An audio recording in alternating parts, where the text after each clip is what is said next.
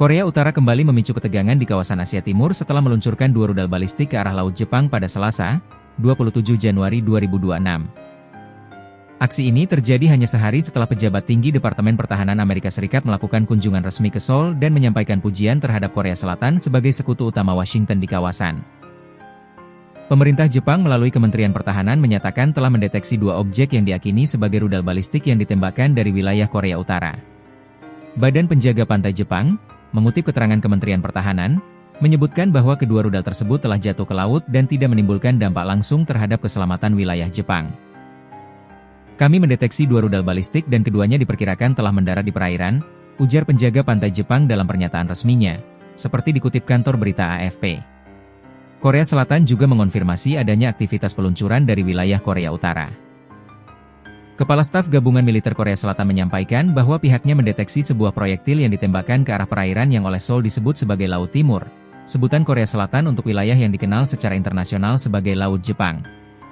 Menurut kantor berita Jepang, JG Press, yang mengutip sumber di Kementerian Pertahanan Jepang, kedua rudal tersebut jatuh di luar zona ekonomi eksklusif, ZEE, Jepang. Dengan demikian, peluncuran tersebut tidak melanggar wilayah perairan yang menjadi hak ekonomi Jepang, meskipun tetap dipandang sebagai ancaman stabilitas kawasan. Peluncuran ini menjadi uji coba rudal kedua yang dilakukan Korea Utara sepanjang Januari 2026. Sebelumnya, Pyongyang juga menembakkan sejumlah rudal hanya beberapa jam sebelum Presiden Korea Selatan melakukan perjalanan ke Cina untuk menghadiri pertemuan tingkat tinggi. Pola waktu peluncuran ini dinilai sejumlah pengamat sebagai sinyal politik yang disengaja. Pujian tersebut disampaikan di tengah meningkatnya kerja sama pertahanan antara Amerika Serikat dan Korea Selatan, termasuk latihan militer bersama dan penguatan sistem pertahanan regional. Bagi Korea Utara, langkah-langkah tersebut kerap dipandang sebagai ancaman langsung terhadap keamanan nasionalnya. Sejumlah analis menilai uji coba rudal yang dilakukan Korea Utara juga berkaitan dengan dinamika geopolitik global yang lebih luas. Hubungan Pyongyang dengan Moskwa disebut semakin erat dalam beberapa waktu terakhir, dan terdapat spekulasi bahwa Korea Utara tengah menguji sistem persenjataan tertentu sebelum berpotensi mengekspornya ke luar negeri.